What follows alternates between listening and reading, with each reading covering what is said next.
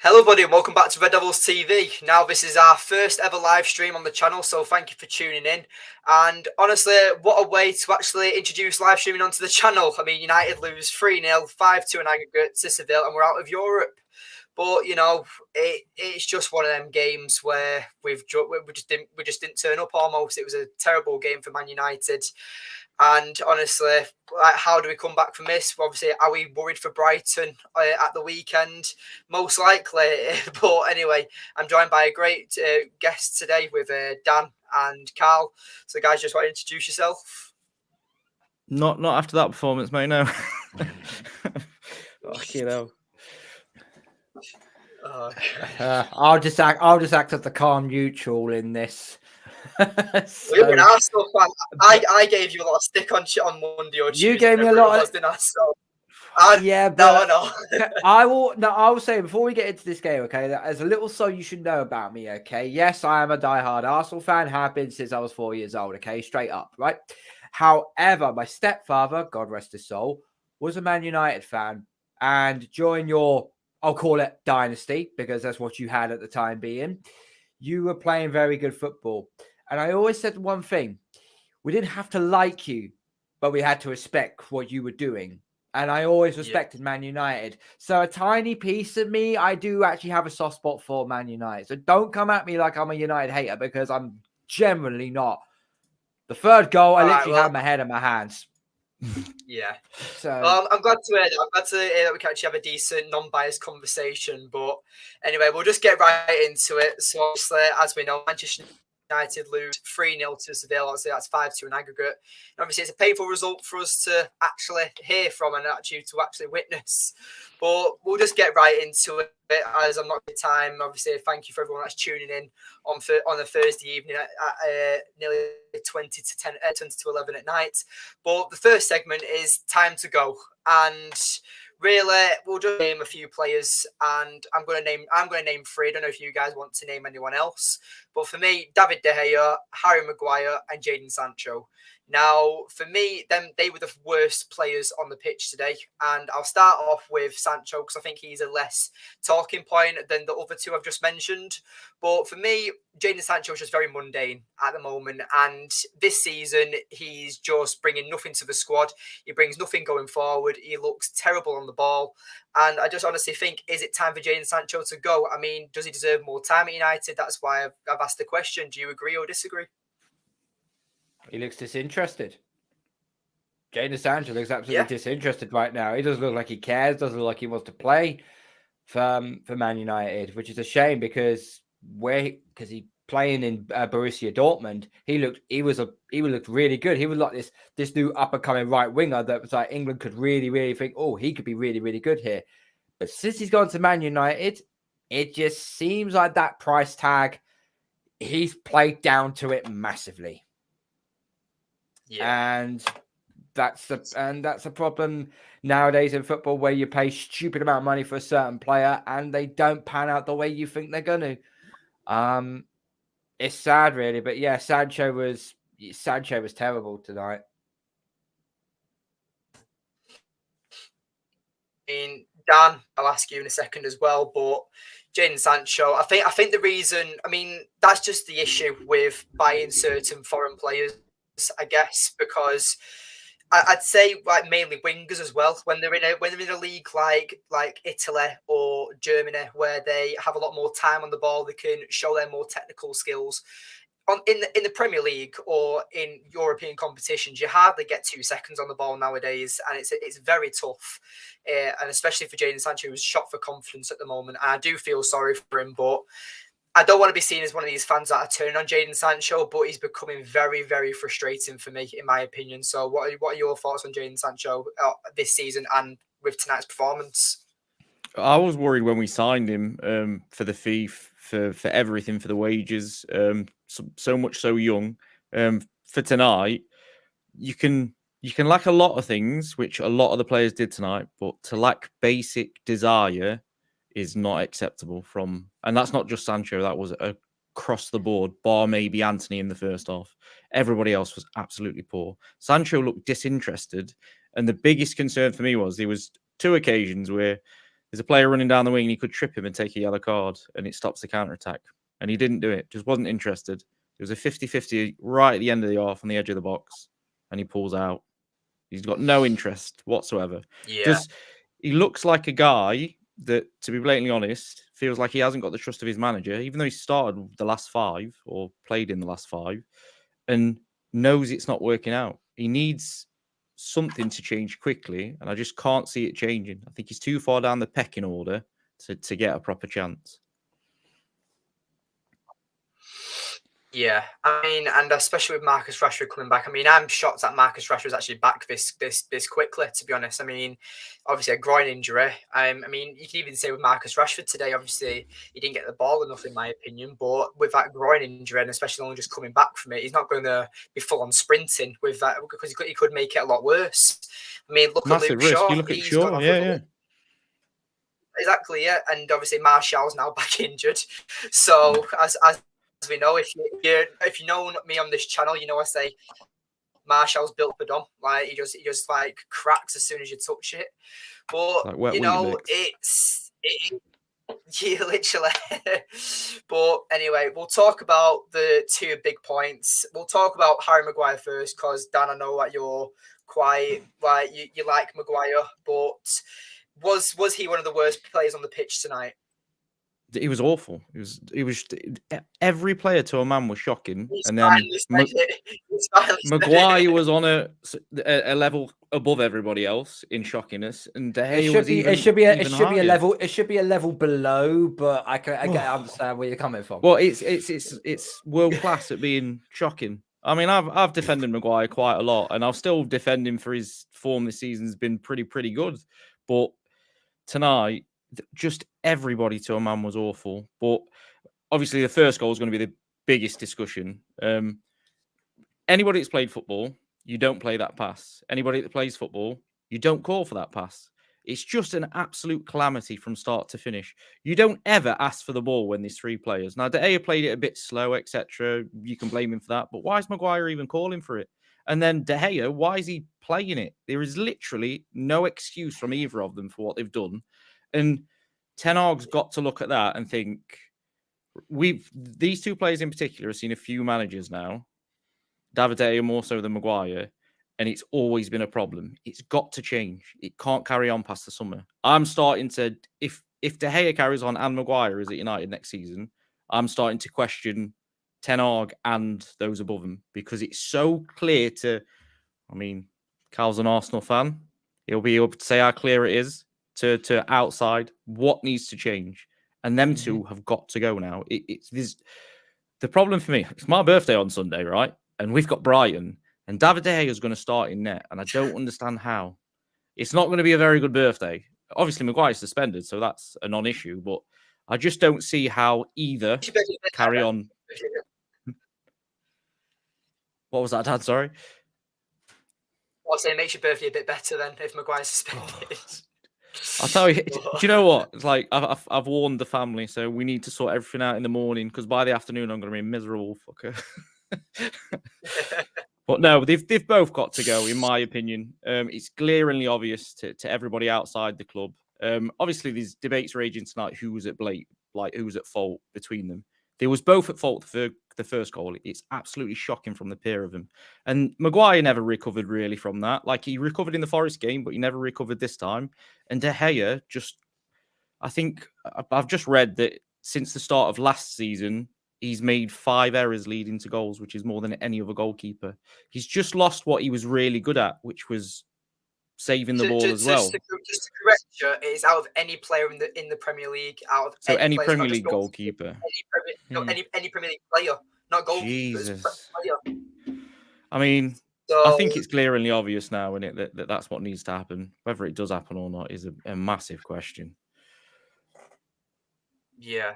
And obviously, we've pretty much just gone over David De Gea, but yeah, I mean, there's been many criticisms of David De Gea, especially this season and previous seasons, about his distribution and stuff. But his decision making, and just like David De Gea has always been that goalkeeper where he's not very technically good with his feet. We've always known this, but at the end of the day, decision making actually makes up for that, I think. And there's been countless times this season and previous season where David De Gea has been amazing for Manchester United, but there's been arguments where it's just the defence that's actually letting De Gea down, or De Gea letting the defence down. It's very if buts and maybes in our fan base, and I do think that. I mean, I really like David De Gea. I mean, I've obviously I'm only 19, and and De Gea is pretty much the only goalkeeper I've actually pretty much grown up watching through my teenage years. Obviously, I watched Van der Sar when I was very young, but you know, it's David De Gea for me is probably that prime goalkeeper that I've always admired and liked. But yeah, I mean, he's been at the club for over a decade now, hasn't he? Like, is it time to go for David De Gea? Maybe, but for me, I've always said that I think that for United, we need to focus on more positions in strengthening, like the centre backs, the midfield, getting a striker. Then positions are more important than the goalkeeper replacement. That's only why I would say that getting a replacement for David De Gea is needed, but I wouldn't say it's on the top of the priority list. Is what I'm trying to say. But anyway, we'll go on to the next part of the show, and it's how do we beat Brighton? I mean, obviously, you might be thinking that's a bit massive jump, but I mean, actually, you know what? We'll talk a bit about Seville, because with Seville, it wasn't like they were great tonight. It wasn't like they were absolutely dominant. It was just the fact that United were that bad. We actually made them look good. They were winning every second ball. They were just absolutely bullying us in the physicality range. Well, like, none of our players actually looked up for it. They scored 5 goals, Dan, and we've gifted them every single goal. 2 own goals in the last game. The first goal tonight was an absolute shocker. David De Gea got lobbed on his line by a header, and then he comes out and does that for the 5th. We've literally gifted him every single... They will be in that dressing room tonight going, it's like, what has happened here? Yeah, because it's like... Go on, Carl. I'll go as far as this, okay? I think it was Robbie Savage I heard in commentary. Apparently, he was turning around and saying United lost that game from the first whistle because of the crowd. That stadium was bouncing from day dot, and they never ever let up. And I just wonder. I've seen a pattern arrive with Man United when they go on the road. When they go to a hostile environment, you dump your nappy. And that's a concern. That's not performance. That's a mentality. That is a real mentality problem. And if you can't muster yourself up, and also regarding of this game, there is a parallel to this and your 7-0 drubbing against Liverpool. The only difference is that this wasn't a beatdown, but Seville pretty much had you by the short and curlies throughout that entire game. Yeah, I agree. Me trying to watch the stream, and I'm thinking, you got to get this ball forward, guys. It was slow. It was ponderous. The midfield was non-existent. Casemiro, I rate Casemiro so highly. He was not good tonight. He was poor. There wasn't a lot of players I could say who actually had a good game. Lindelof, I've got a question maybe. for you, Dan. I've got a question for you, mate. So, just a question for you. What has happened? Because under Ollie, we went the entire season away unbeaten.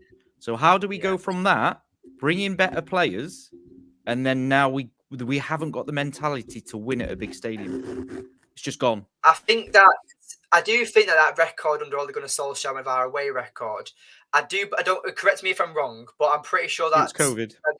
It was COVID, yeah, and I'm pretty sure as well as that it was COVID, yeah, like you just said. So, you know, it's not like you're going away to a massive hostile crowd. You're going away for like either I can't even remember it was that far back. It was like was some fans allowed in the stadium, but it wasn't full, or it was a mixture.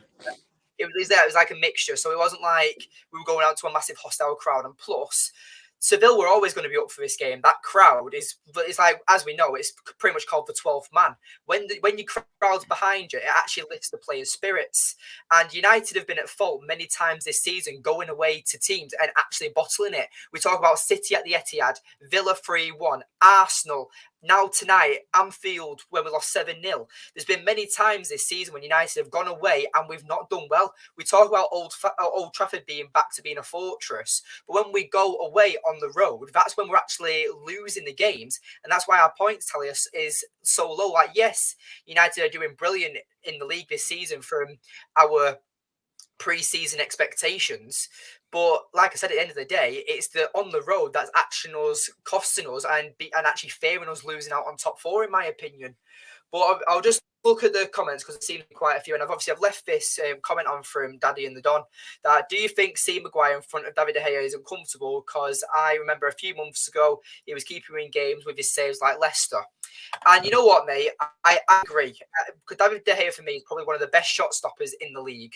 But his all-round game is what's cost us tonight, and his decision making, his distribution are the two key factors is why Manchester United have actually lost tonight, I think, because as we know, Erik ten Hag loves to play out from the back, and we've got David De Gea who can't pass, and we've got a nervous Harry Maguire, and probably an even more nervous Lindelof, who doesn't know what his partner or goalkeeper's going to do.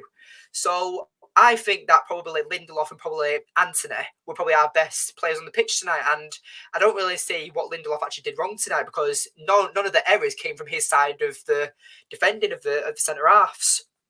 But so can I quickly jump in on that? Because feel free, in terms of the Maguire being in front of De Gea's tried to play that pass several times this season to Martinez and Varane, and it's not worked. Martinez made it work once because he took on 3 players and then passed the ball away.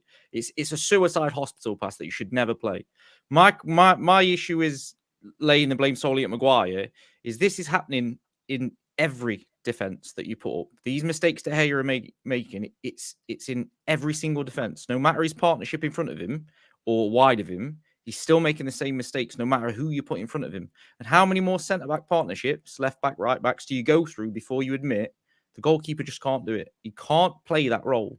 And then you've got to start to question Ten Hag. Why is he asking De Gea to play out from the back when he so clearly can't do it? And just to touch on this philosophy. Well, that's Ten Hag's philosophy. Then don't play De Gea. You've got to drop him. Who are you going to play? Jack Butland? He can't play out from the back. Play VTech or try and get Henderson back. Just if he can't do it, don't ask him to do it. And then the comments about his saves, it's absolutely in the toilet this season. He's not saving shots. We had a discussion on Twitter the other day, Dan, in terms of the clean sheets. He's earned one of his clean sheets and he's got 14, and he's only earned one of them, which is absolutely mad for a goalkeeper that's supposed to be good at saving. So the thing that used to save him for most fans, including myself, because I thought from probably 14 to 18, he was the best goalkeeper in the world. It's not saving him anymore. It's such a big issue now.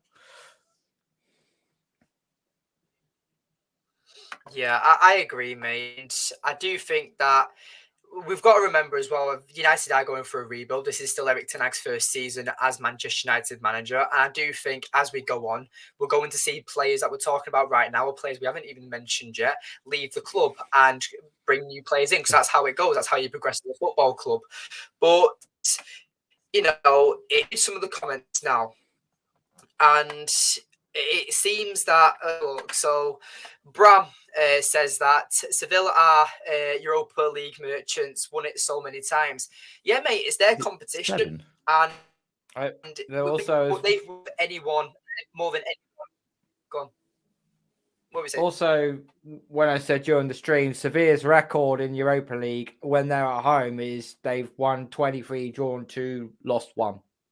Away in Europe is so difficult. Wow, yeah.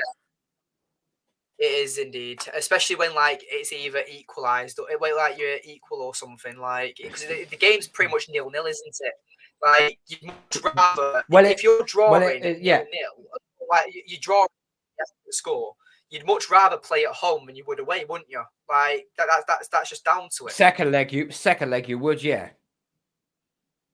Yeah, that's what I'm saying. Like, if you after the first leg, if you're equal with the opposition, you would much rather play at home than you would away. That's what I'm trying to say. Yeah, absolutely. Yeah, absolutely. But let's have a look at what Box is saying.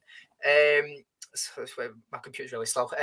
I'm livid this season, to be fair. With the away form versus better sides, we haven't adapted or done anything different all season. From 4-0 versus Brentford to 3-0 versus Seville, outfought, outplayed, out. You know what, mate? I'm going to start that comment because that is probably everything summed up with our away record this season.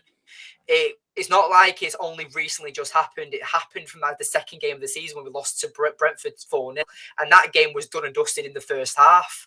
Like some players have shown this season that they can't handle the pressure, their heads drop, and I'm not saying that they're bottlers, but we just need to get better mentality type players, and we just need to focus on actually improving our mentality, because that's a massive key factor to football. You need to have confidence, you need to have well organisation skills, and that's not just down to Erik ten Hag, that's also down to the players.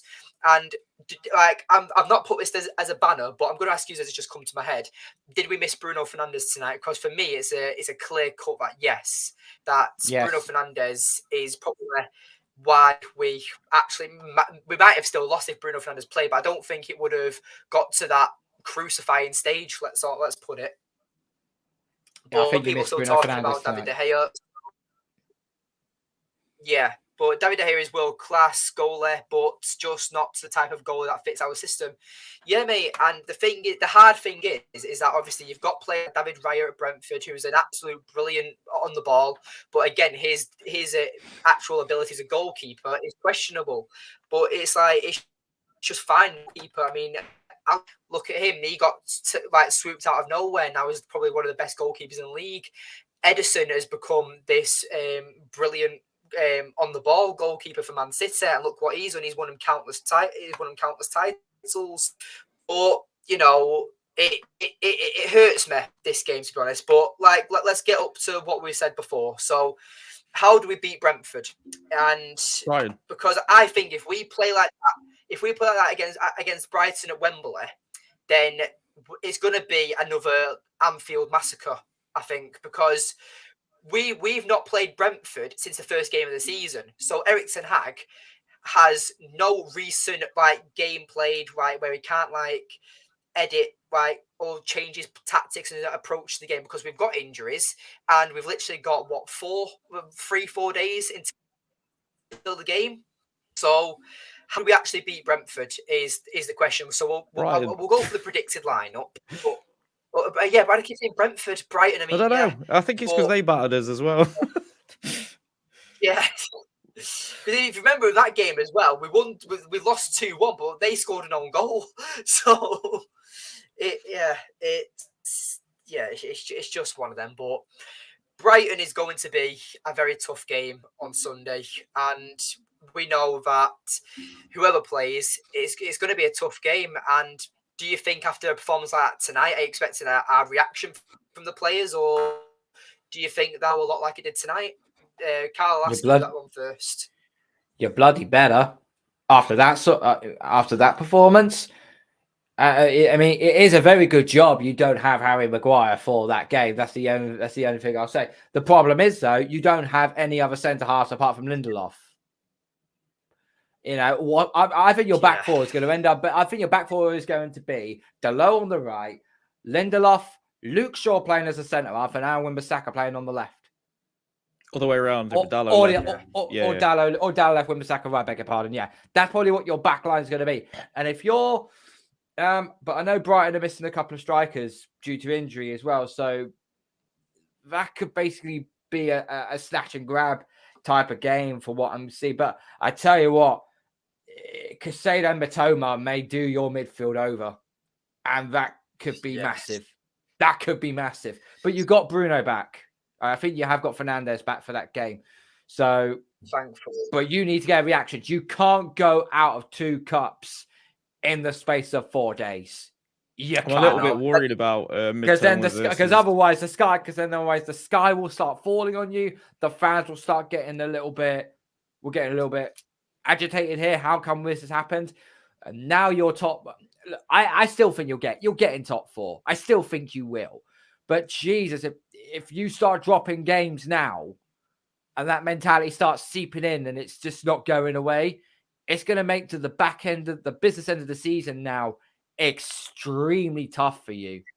Yeah, but you have got some good games. You've got a good run in the games, which are actually not that bad. We have not. We've got difficult games. We've got Villa away. We've got Spurs. We've got, I can't remember the other one. We've got Brighton. So we've got three difficult games. Right? We've got Chelsea. Well, you think about Villa. Villa have dropped 2 points in the last 8 games.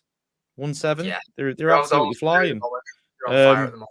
Spurs, you just don't know who's going to turn up with Spurs. They're just all over the place. They're either good or absolutely shocking. And then Brighton, I'm worried about why he took Wan-Bissaka off today, because there was no reason really to take him off. He was one of the better players in the first half. I'm hoping he's not injured. I can understand it. No, I can understand it only because I think that he wanted to bring balance in the back line for having a left-footed player and lots more attacking than Wan-Bissaka. I think that's the only reason. They say he's more attacking, but it's just not there. It's very, very close. I can remember the game against, I think it was Fulham, and I think this Brighton game is going to go a very similar way. That game was drifting until Mitrovic went mental. And we were probably going to get knocked out by Fulham until that happened. And I think it's going to be the same. It's going to be a grit your teeth, bear it, hope that we've got enough quality to get through.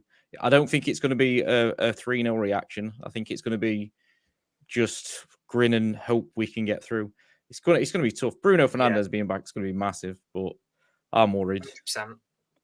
Yeah, I mean, I'm looking at the injuries for Brighton right now, and they've got Adam Lallana, who's out. They've got Evan Ferguson. They've got Moder, they've got Steele, they've got Sa Mitino, they've got Veltman, and they've got Lamptey, who are currently all out. United currently have Garnacho, who's out, who's also back in training apparently now. So hopefully he's back soon. He'll be a massive asset for scoring goals. Obviously, we've got Martinez, who's out for the rest of the season. We've got Van der Beek, who's out for the rest of the season. We've got Varane, but we don't know how long he's going to be out for. We've got McTominay, who's hopefully coming back soon as well. And obviously, we've got Heaton, who's also out. So it seems that Malacia might be available. Maybe he might be a bit more of a better option. You could add Martial and Shaw to that list from the look of it as well, because Martial was and Shaw didn't look great at the end.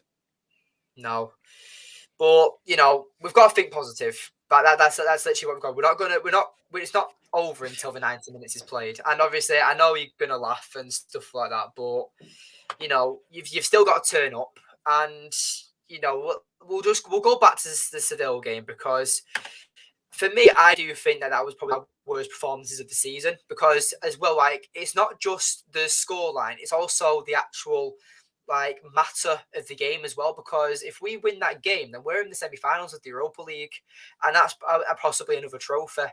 And I think that whoever out of Seville and Juventus, I think are winning the Europa League. I think it's going to be like City and Real Madrid in the Champions League. Whoever wins that semi-final tie is going to win them games. No. I wouldn't rule out Roma.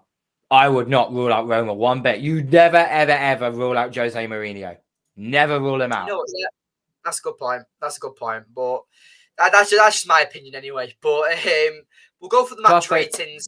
We'll go for the match ratings for tonight's game. So obviously, just quick fire. I'll mention the players and just give them out of 10. So we'll start out from David. For me, I give him a 2. To be honest, I'll give him a 2.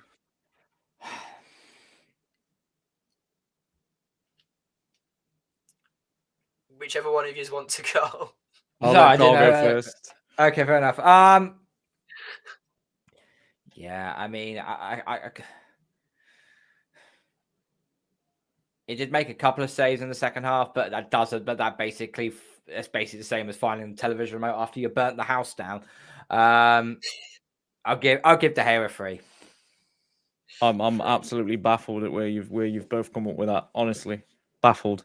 He was at fault for the first goal as well as Maguire. He was at fault for the second goal, and he was at fault for the third goal. It's a 1. And he's lucky I'm giving him a 1. He was literally at fault for every single goal. I can see why you've done it, but we'll go for Diogo Dalot, and I'll give him a 4. I'll let Carl go again. I don't. Yeah, I Carl, don't think. Carl, you go first. I don't think Delo didn't do a lot wrong, to be honest. He was getting a little bit turned inside out on that wing, but I think defensively he was covering Maguire. Yeah, he was covering Maguire's ass. So I'm going to give Delo. I think the highest score I can give any of your players is a 6. So I'm going to say Delo. I'd say Delo gets a 5. I'm going to give him a 3. 3. Not many players are going to get more fair. than a 3. Yeah, because right. So the way I do it on my channel as well is that 6 is being the average. So 6 is playing like, obviously just playing average, like they didn't do anything wrong but didn't do anything right at the same time. Oh, if 6 is the average, I'll give him a 5. Right. Okay. Okay. That's fine. So as long as that's clarification. So obviously, Carl, you'll go after me, and then Dan, you're after Carl. But anyway, so let's talk about Harry Maguire. Like David De Gea, I'm going to give him a 2 because I think it's fair because they both were at fault for majority of the goals in my opinion. Because I mean, I know you blame David De Gea for that second goal about that ball go from the corner, but again, Maguire didn't challenge his man for the header. It was Casemiro, not Maguire. Oh, right, okay then. Maguire wasn't near that one. It was Casemiro, but yeah, he didn't challenge his man. Right, okay then. Well, anyway, Maguire gets a 2 from me anyway. You could replace Harry Maguire with a bowling ball, and he could probably defend the goal better, and also have fewer holes. Yeah, I agree with you. 2 for Maguire. I could have easily have gone 1 as well because he is also the captain. You're meant to be the leader of this team currently because obviously Bruno Fernandes was out suspended. Where was your leadership tonight? Where was it? It's in the fucking bin where the rest of your career's gone. That's perfect because I'm going to give him a 1 because for that exact reason. You're 5 minutes in, you call for an absolutely suicide ball, you get the suicide ball and you cock it up, and then you're supposed to be a leader and you're supposed to turn it around, and he didn't, and none of them did. None of the so-called big players. So I would include Casemiro and De Gea in this because they're the most experienced. Yeah. None of them turned it around. None of them got a bit of a leveled head and said, right, we need to do this. Just go back to basics. So 1 for Maguire as well. I'll probably even go so a little. It might be a little bit harsh. I'll probably also say Rashford as well. Rashford has been at United for a fair long while. I just feel sorry for Rashford. I figure someone who's building into it, and he's becoming. Sort of becoming the talisman of Man United in a certain way. He's just not ready. He wasn't ready. We'll talk about Rashford. We'll talk about Rashford in a moment. But we'll just quick fire through the rest of the players now. So Lindelof, I agree with that. I'll give Lindelof a 3. None of the goals are Lindelof's fault. None of the goals are Lindelof's fault. I've already said that. Yeah, no, I'll give him the lot. I'll give him a 4. I'll give him a 5. So, I'll give Lindelof a 5. He did nothing wrong, but he did nothing exceptional either. I'll give him a 4 on the basis that we didn't win any headers unless Maguire won a header, and then we didn't win any second balls. So he's done stuff wrong. Yeah.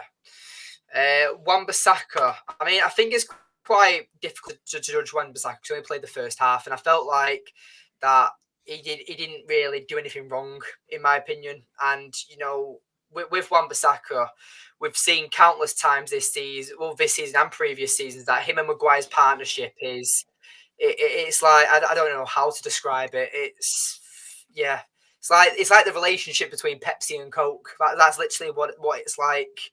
It's awful. And their relationship, I don't know why they play so badly together. But for me, Wan-Bissaka, I can't really highlight what he did wrong. I'm going to give him a 4. He kept getting his lunch money stolen. Every time he had the ball, he kept getting pinched off him every time. He was tracking back, but his control on the ball was not good. It wasn't good today. I give Wan-Bissaka a 4. Yeah, I'll give him a 4 as well. Yeah. Right.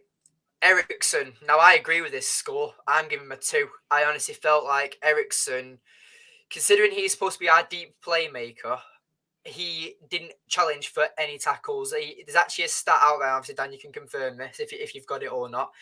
Ericsson didn't actually attempt any tackles throughout that entire game.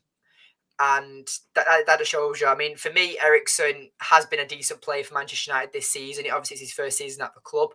But I've said many times on this channel that he defensively is a liability. He's not up for it, playing that deep role playmaker. I think Bruno is honestly perfect for that role from when he's adapted, and he's actually played a lot deeper.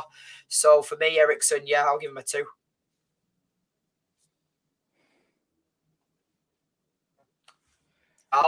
I'm gonna give Ericsson a 3. Yeah, I'd give him a 3 on the basis that he should, again, another player that shouldn't have been playing tonight. He's just come back from injury and he's played two games in 3 days. He should never have been started. But he's not a deep playmaker. He doesn't No, play. yeah, I don't know why they played him there. When have you ever seen Christian Eriksen play as in a defensive midfield partnership alongside Casemiro? You haven't. When he's played for Tottenham, when he's played for Inter Milan, he's played as the number. He's played as the attacking midfielder. You know, that pivot where he can actually spread the ball out. That's his bread and butter. That's what he does best. So the position he gets put in, as soon as I see him play alongside Casemiro, I'm like, well, you're just a sitting duck. Especially when Casemiro don't play well. Exactly.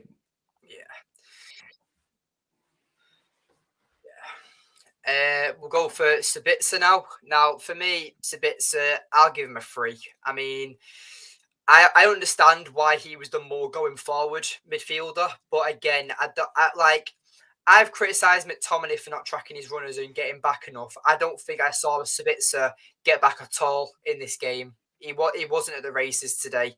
And I understand you're that more going forward as a midfielder, but you've still got to do your defensive duties. Bruno Fernandes doesn't stop running in that role when he does play in it, and Sabitzer, he only seemed like running going forward. He was only running. When it was tracking back, he was jogging. Agreed. Yeah, agreed. He went to a couple of hard challenges as well. I mean, did Sabitzer get booked at all in that entire game? No, I don't think he did. Very surprised. Very, very surprised that he didn't get booked. But I'll give Sabitzer a 3. He looked out of his depth tonight. Yeah, I don't think he looked very good. But again, it's another player, and this is the confusing thing for me. It's another player that was injured in a warm-up not 3 days ago, and he's starting in midfield today. And Fred's on the bench, fully fit, not played. Not sure why he's not started. Yeah, I mean, I honestly thought that Sabitzer was brought back too early, but we'll go on to Casemiro. Now, Casemiro has been absolutely sensational for Manchester United this season, but his last 3 games since being back from his suspension, he has not been at the race. I don't know if it's down to sharpness. I don't know if it's down to fitness. But again, he's not been injured. He's still been training with the team. I think it's just down to actual match sharpness, and he's just not been at the races for the last few games.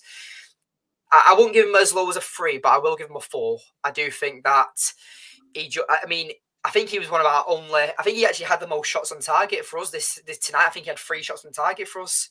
So yeah, I think that he was actually probably the only one that was actually attacking threat. But for me, Casemiro gets a 4. Yeah, I think 4's a fair score for Casemiro. He has to improve for Sunday. He has got to improve for Sunday. Yeah, I'm going to say 2. Just he's supposed to be a leader, and it's not obviously on the season. This is just today.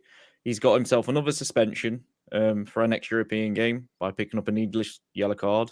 He's supposed to be the man that we look to sort of control the game a little bit more. And the midfield was non-existent today. I guess he can't do it on his own. I just think when you're looking at a big player to step up in a big game, another knockout game, Casemiro should be that person. So I'd give him a 2. I think he's right up there with letting us down. So if we get Champions League football, does that mean that he misses the first game? Yeah. Correct. Fuck.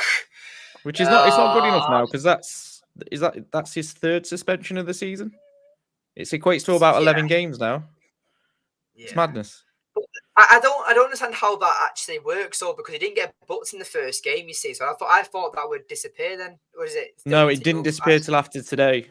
So if he wouldn't have got booked today, he would have had a different threshold. But he's hit it, and it was a silly foul to give away. like the Bruno yellow card in the first leg. Was it actually a yellow? Like, I don't think it was. It was a bit of a silly. He shouldn't have stepped across him. He give him the option to go down. Yeah, but again, it's just The your Bruno one is referees, isn't it? infuriating, But, by the way. yeah, I agree. But Sancho, I mean, we've pretty much already discussed his Sancho's career over at Manchester United. Does he deserve another chance? I'm not too sure.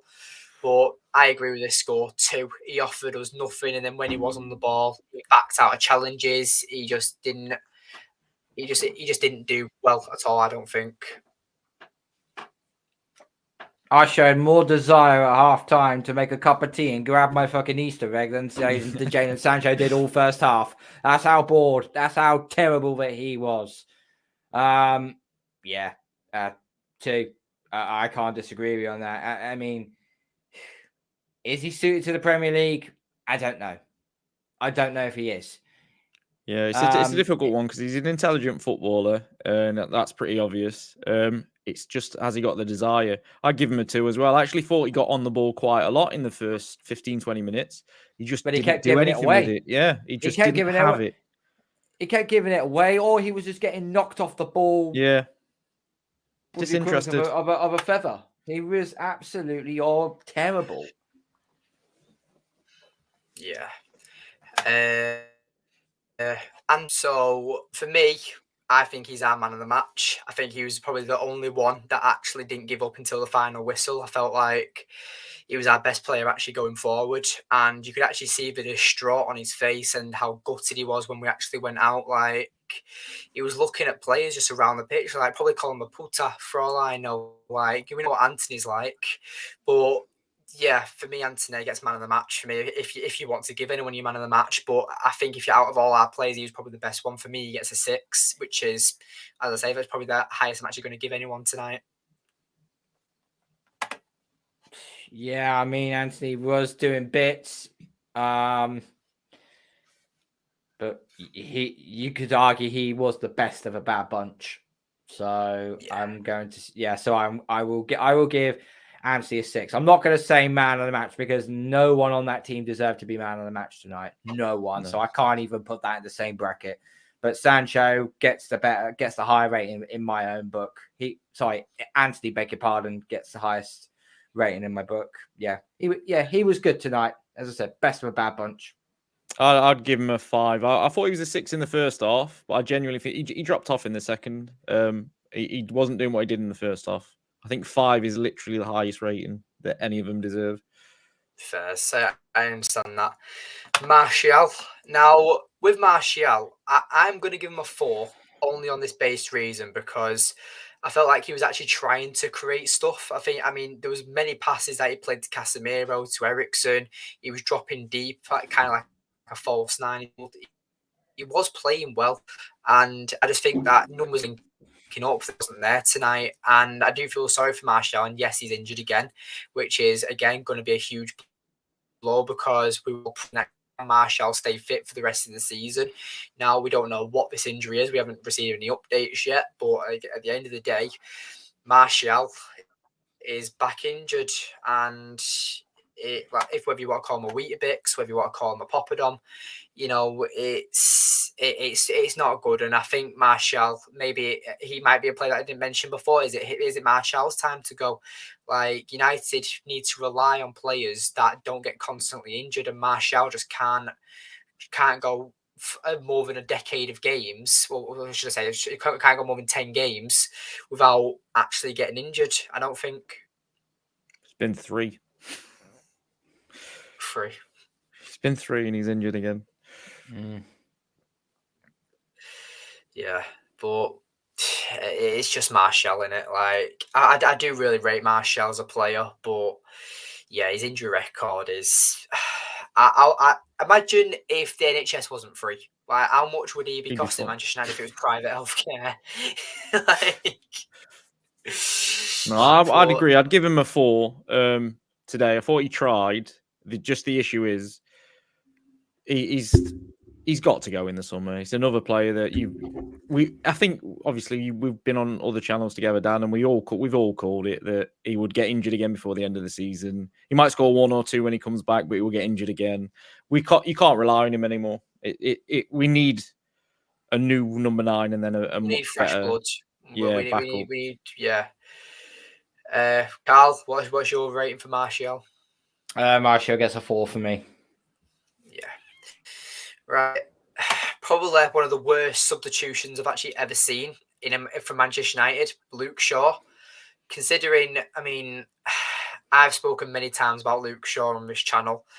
And I think that he should be a player that should be going in the summer. I just think that this myth of Shawberto Carlos was probably 2 seasons ago, and everyone's kept that hope alive because he had a decent Euros, he had a decent season. And I just think that Luke Shaw cannot be a left back anymore, especially in the modern game. If he wants to stay at Manchester United, he has to be a left-sided centre back, because even though Luke Shaw is still relatively quick, he can't be rapid for consistently, say, for the 90 minutes of the game. And I think that if Luke Shaw actually reserves his pace, he'll actually be a decent centre back because he's not running constantly. He's good at playing out from the back. So maybe Luke Shaw could become our left centre half. We've seen him play really well when he actually has been brought in to play that position.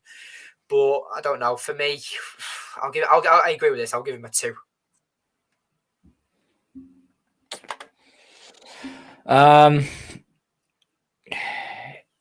He tried. I think they brought Shaw on to get a little bit more balance in the defense.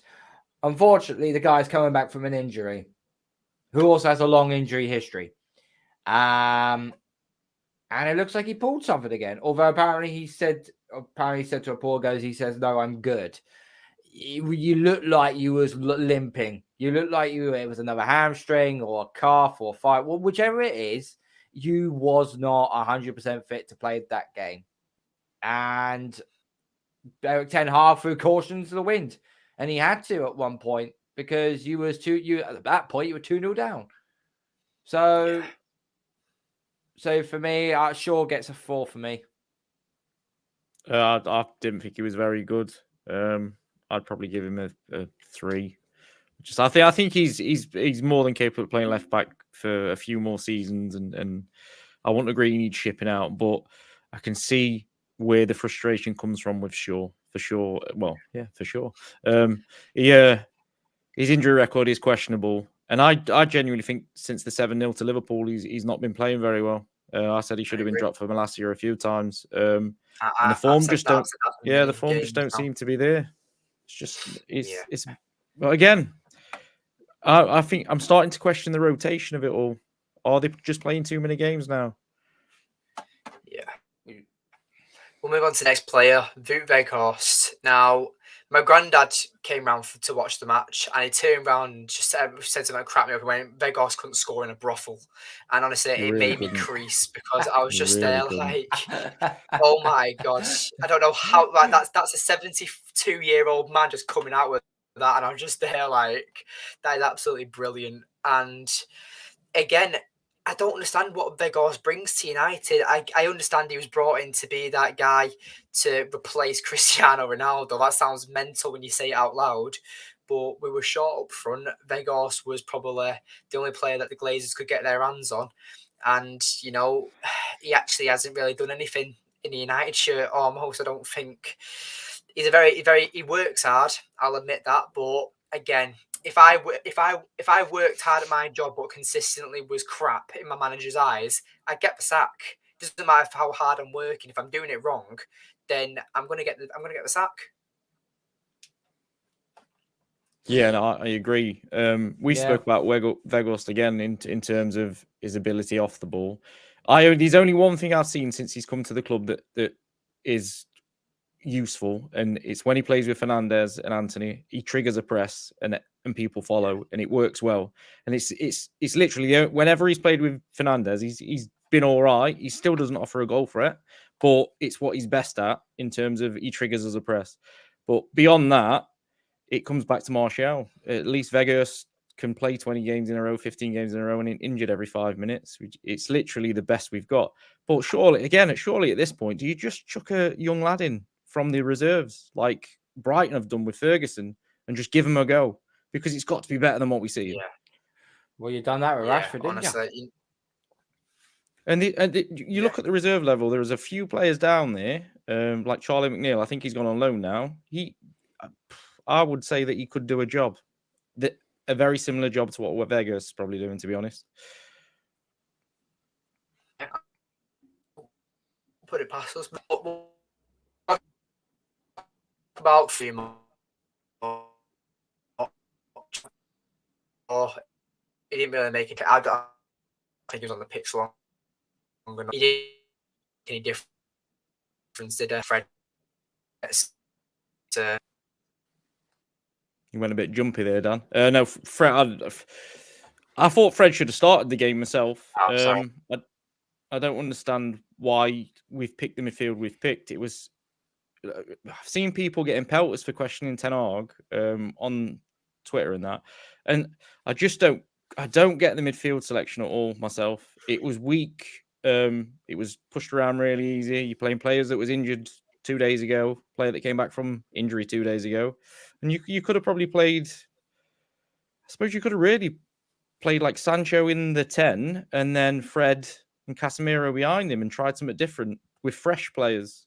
He's quoting Ten Hag. He trusts his players, and the players on the pitch have got to perform. But does he? Does he trust his players? Because we've seen from the rotation, maybe he doesn't. I think though that we talk about like Sancho having that lack of physicality on the wing, he would get absolutely bombarded in the centre of midfield if he was. It's about being intelligent, though, isn't it? If you're in the middle, you've got to be intelligent with the ball. Bruno Fernandes is not the strongest, or I know he puts the tackle in now and again, but it's about using your head. I'm starting to question if Ten Hag trusts. Like we see what we're saying about De Gea, what he said about Maguire. I think he's saying it more for the eyes of them than he is for anybody else. Yeah, I agree. Rashford obviously came on, played at half time. I'm going to give Rashford a 4. I felt like that, obviously, it still shows that this injury is still probably affecting him a little bit. Yes, he might be ready to play football, but at the end of the day, he didn't look like he was fully sprinting. I mean, he wasn't really involved in the game. Yes, he laid off a few passes to Luke Shaw on the overlap, but Rashford wasn't really a very beneficial player. And was it actually worth bringing him on in the game like this? Because we don't like being like Luke Shaw. We've lost the game, and Luke Shaw looks like we could have made his injury a lot worse. So generally, I think bringing Rashford on at the start of the second half was the right move. What Ten Hag done, but I think because you got sucker punched so early, it completely upset the balance of your team. You were then devoid of ideas, and the plan you originally had with Rashford then obviously went to the wall. And then Sevilla just put 2 guys on Rashford, and it was like, okay, we're going to nullify that man. Then now you have to bring someone else in, whether that's Anthony or whether that's Eriksen or Casemiro. You're going to have to do something else, and United just couldn't do it. Yeah. So I think credit to Sevilla, they nullified Rashford once they went 2-0 up. So I can't blame Rashford. You know, he did try. I did see him in the second half. He was pretty much only him and Anthony who were really the only ones who were actually trying. So I'll give Rashford a 4. Yeah, I'll give him a 4. He couldn't get in the game. The question I would ask to Carl, seems he's an outsider looking in, and he can go from what Arsenal have done, is a clearly 50% fit Rashford better than a fully fit Elanga in terms of the risk? Surely, it's really strange to me, the lack of rotation that's happening at Man United. Like, I get obviously he's a better player, but you're risking an injury. You're risking quite a lot. Because if he picks up an injury today, he's probably out for the rest of the season. Like, sure, could possibly. I know he said he's okay, but you just don't know. I don't see. There wasn't enough, in my opinion. We was 1-0 down, and it didn't go well. It didn't need to be 3 substitutions at half-time. He could have maybe brought Shaw on and give Sancho a chance for a little bit longer. It seemed forced, and it backfired spectacularly. Yeah, talking from my perspective, okay, we're going through an injury with one of our players already in William Saliba, who has a back injury, and it is actually quite severe. The fact that we are not going to rush him back, I generally think we're not going to rush him back against Manchester City on Wednesday.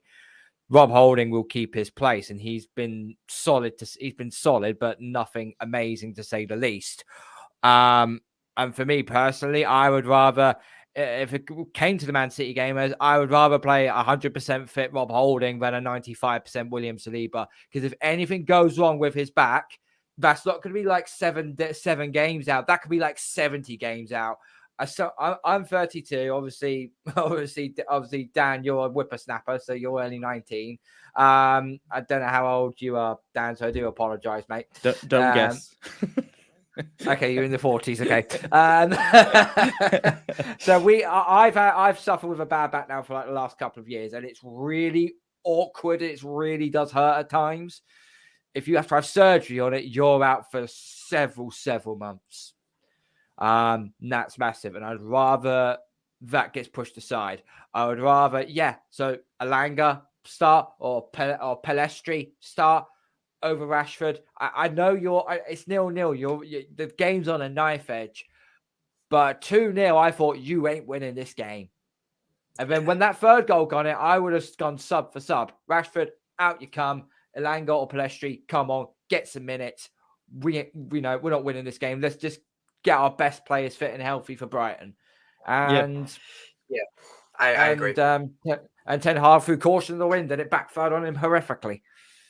Yeah, I mean, just to give Alanga a quick rating, I mean, I'll briefly talk about this player because for me, Alanga, for some reason, is very hated in our fan base, and people have favoured Garnacho so many times since he's come through our youth setup. But for me, Alanga's been rushed. He's not had the development, and I feel very sorry for him because I do really rate Anthony Alanga. And I think that he was brought through last season during Ralph Rangnick's era when Ronaldo was pretty much carrying the team. We had Rashford out of form, we had Sancho out of form, Martial went out on loan to Seville, Cavani was injured. It was a mess. And obviously we had the Mason Greenwood situation. Like Alanga was brought through and he wasn't ready to begin with.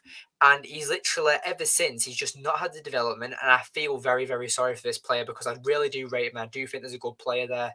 But like you said, honestly, I would rather take 100% fit Alanga over than 95, 50%, whatever percentage you want to use Marcus Rashford and risk that other injury. Because for me, Anthony Alanga has probably still got that hunger in him. There's probably the fire is probably very lit, like very dim.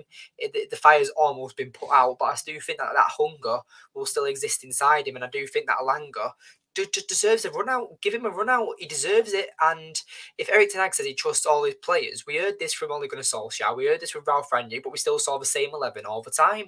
And I do think if Eric Ten Hag wants to back his entire squad, give Alanga some minutes, give a Pelestri some minutes, because these young players could make a difference. I mean, Marcus Rashford's career started out because we had an injury crisis. Yep. And what's happened right now? United have got an injury crisis. So give these players a chance because they might be offering more. Like I honestly think Alanga would offer more than Jadon Sancho right now. But I will say that wholeheartedly.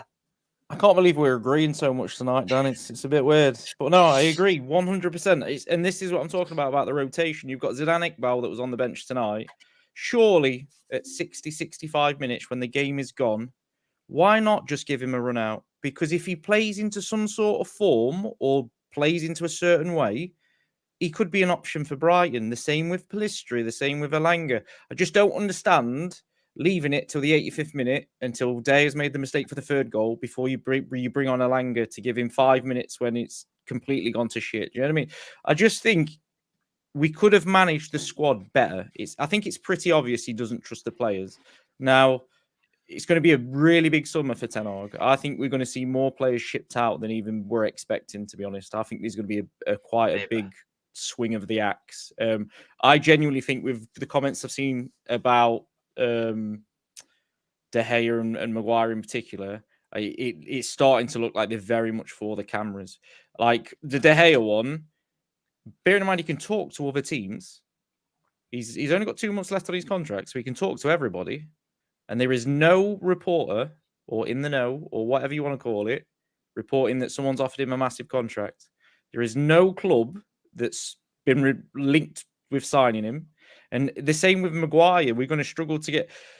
We'll get nowhere near the money back for him. If we can spin some PR, we'll get 30 to 40 million from a club like Chelsea because they're desperate. And they've got Thiago Silva and Koulibaly, who's aging. Do you know what I mean? It's just... It needs to be a big swing of that axe from Ten Hag in the summer. But I think it's very clear he doesn't trust all his players completely, like he's saying. Otherwise, we would have seen some of them. I feel so sorry for history as well. I think De Gea will end up going back to Spain. He'll probably end up going to sign a contract for someone like, I don't know, a Real Betis, Villarreal, Atletico Bilbao. Maybe even, I would say maybe even Sevilla, but Sevilla are like, why the fuck we want you? We just bang for you. We just have 5 goal party. He's not very good in their stadium because he made a mistake 5 years ago as well. He dropped the ball over the line, I mean, Box, you've been incredible tonight. You've been constantly chatting. Thank you for staying with us. But Zidane Iqbal has played 0 minutes the whole of 22 to 23, which is...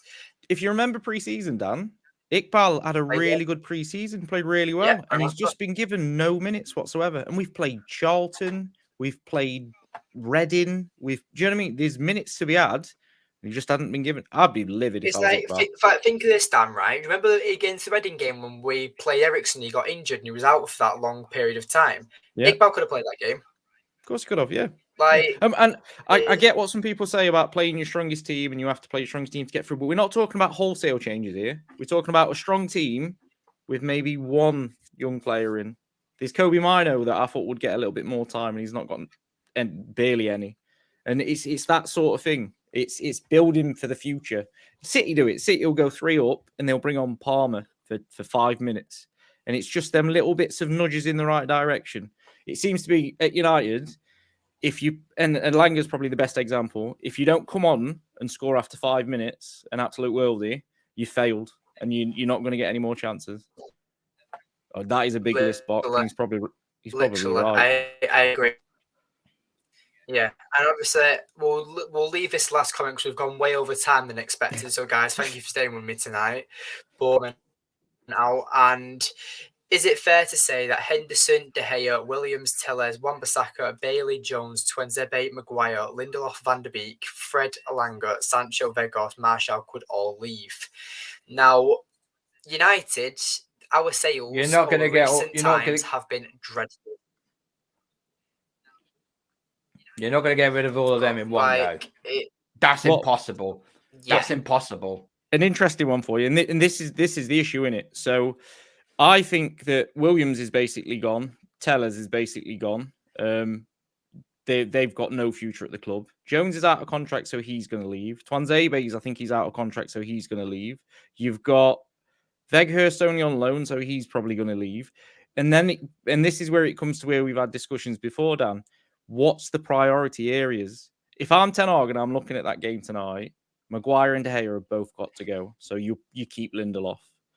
Do you keep Henderson because he played well for a little bit under Solskjaer at that type of football? Or you said earlier about going and getting Madigan from AC Milan and it cost too much money.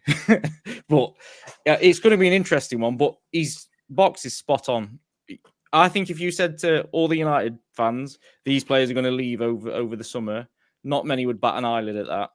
To be fair, I think Fred's played quite well. I don't know what he's done to Ten Hag in the last few weeks because he had that really good Barcelona game and we've not seen him since. But he's had a decent season. Yeah, I agree. I would honestly say from a fan's perspective right now, I'd say that apart from, let's say, the Deadwood, the main players will say De Gea, we'll say Wan-Bissaka, we'll say Fred, and I'll probably say Sancho are probably the ones out of there that won't leave. I'd say that they're the ones that probably won't leave. De Gea, I'm not sure about anymore. Maguire, for me, does have to go because I think that that Lindelof, if he wants to go, we know he's a very ambitious centre back, and he will. And we know that if we put Lindelof on the transfer market and Maguire at the same time, Lindelof will be snatched up for more money and before Harry Maguire. My worry is that Lindelof will have to leave before Maguire goes. Yeah, that's my Lindelof doesn't. like I say, I think Maguire is going to go to wherever he goes, whether that be a Chelsea or the rumored PSG or wherever that he ends up going. The perfect place for Harry Maguire to go to is Everton. And Everton the aren't best gonna be in this league. Have you predicted them to go down then? Everton, I think they're the best. They've got the best placed manager to stay up. I just don't think they're going to stay up. No, I have faith in Sean Dyche. I've got faith bold in head. That beautiful bold head well. of his, and I have faith in him keeping Everton up. They're just not a very good team. But no, I think he's going to go. He's going to do well wherever he goes, Maguire, because the focus once it's gone will be loads better than for him, if that makes sense. My worry is just Lindelof's going to say, "Oh well, I don't want to be second choice either, so I'm going as well, or I'm going first." And then it's like I said, is he going to let Maguire go if Lindelof goes? Probably not. It's like I said, Lindelof's a very ambitious centre back. Like Lindelof's a very ambitious centre back, and I think that he knows that if he was put on the transfer list, he could get first team football somewhere, whether it's in the Prem, whether it's in Europe. I do think that. I mean, look, Lindelof doesn't even need to play for United, and he gets called up for Sweden's their starting centre back. He'll probably go Roma. I wouldn't be surprised. I wouldn't be surprised. Not a bad move. Not a bad shout to go alongside Tomori. Eric Bailly's not hit his trigger either. So Marseille had like a 10 million buy clause. I think it was 7 million. I think. Yeah, well, he's not hit the games, has he? So he's going to be coming back. Yeah, Bailly, I thought when he first arrived at United, he was actually a pretty good defender, and then he just seemed to have just fallen out. He's absolutely mad. He's nuts. He didn't get banned recently for kicking a player in the face. Yes, he kung fu kicked someone, got 7 game ban. He's just he's crackers. He's just nuts. He's like, you ever seen the film Mean Machine? He's like Monk from that. That is what he's like. Right, last comment, guys. Before obviously we'll close this off. Would you sign Jack Butland as third or second choice keeper and Sabitzer for CM depth on permanence? Now, for me, have we even seen Jack Butland? It's a tough question. I can't think. If it has, it must have been a one-off game. But he warmed up the other day because De Gea was struggling. But other than that, I've not seen him. But, yeah, exactly. And Sabitzer, maybe Sabitzer, but again, another player who's injury prone. Like, he's been injured 3 times since being at United on this loan spell. He got injured when he was at Austria. He got injured at the start when he first came to us, and obviously he got injured the other day in warm up. So again, Sabitzer, I like the look of him, but again, is he one of them players that we get stuck with? Because, like, think of it, Bayern Munich are one of the best teams in Europe. If they're loaning him out and if they don't have plans for him, is it the right move for Manchester United to make? If we want to be up there with the likes of Bayern Munich, Man City, and anyone else who you want to say that's a dominant team in Europe? I agree again, Dan. Yeah. The Butland one, you've just not really seen him. The goalkeeper one's really interesting for me because Henderson so clearly wants to be number one. Again, I don't know what's happening with De Gea because there seems to be a lot of contract talk, but nothing really moving. And De Gea's not worth £200,000 a week anymore. It shouldn't be viable for the club to pay that. So we could end up in a bit of a sticky situation goalkeeper-wise come the summer. It could be really strange. And then Sabitzer's the same. For the quoted, 20 million euros, 15 million euros? Yeah. I'd be tempted, but I wouldn't say the jury's in on that one yet. I think we need to see more of him. Yeah, I agree. Carl, as an outsider, what would you say for United? Do you think that signing Butland is a second choice? I was just happy that he's not got to sign these or look at signing these players. They go into a different level of transfer market this window. Butland, I would keep as a second choice keeper. He's not fair. He's nowhere near going to be another first choice keeper unless he wants to go down to the Championship. Is he out of contract, Butland, at the end of the season? Might be. I'm not 100% sure. As for Spitzer, you need depth in the midfield. I mean, the thing is, though, when these players come in on loan, they think they come to Man United, they think they're going to start immediately. When we bring players in, we're like, okay, you may start for us, but you're also going to be an impact player for us. You're going to be someone that's going to come off the bench to actually help us win a game in the second half. Like Fabio Vieira for you this season. Fabio Vieira is fucking useless.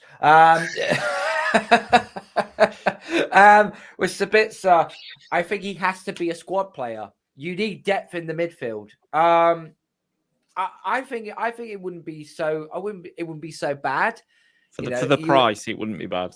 For the price, it wouldn't be Yeah. bad. But if he's willing to sacrifice, thinking, okay, let's say Casemiro, and let's just say for prime example, you do get Frankie De Jong in the summer. Yes, there's your two starting holding midfielders right there. So then you need to add bits to it. So you got Fred and McTominay, depending which one you want to keep or not, and then you add Sabitzer to it as well. It's called depth in that position because you need it. Man United's squad is so thin. The amount of injuries you're getting now is because you played so many games and you have no one to bring off the bench. That's called having a thin squad. So you need strength and depth. So yes, I would keep Sabitzer. It's so like Butland I've is out looked of at Marcus contract. Rashford. I've looked. Honestly, Dan, here's a stat for you. Marcus Rashford, if he plays the remainder of the games that are available for Manchester United, which does include the semi-final against Brighton and the final, he would have played 74 games this season. Marcus Rashford. Fucking, that is disgraceful. But that's probably you added on to the fact it was for England as well. Yeah, it'd be World Cup as well, wouldn't it? Yeah. But it's still absolutely shocking. It's mental, and you know, I can understand why Marcus Rashford's a bit injured at the moment. And is there any international football in the summer? I really don't know. I hope not. There'll be friendlies and probably that qualifiers.